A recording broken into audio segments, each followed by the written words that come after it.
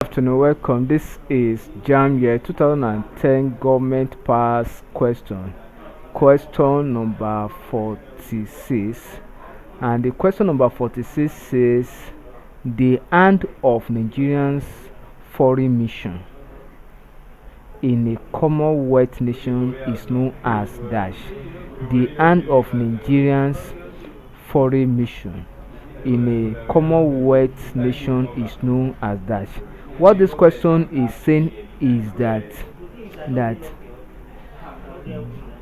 the title given to to the representative of Nigeria in the Commonwealth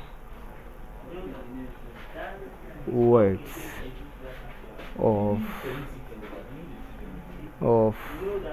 nations is known as dash. And remember that when we talk of Commonwealth, it means colonized states by Britain.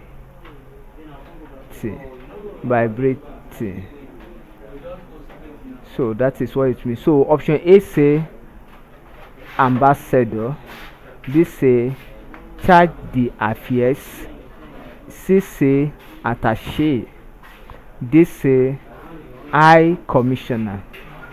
The people that represent their country in Commonwealth nation are known as high commissioner.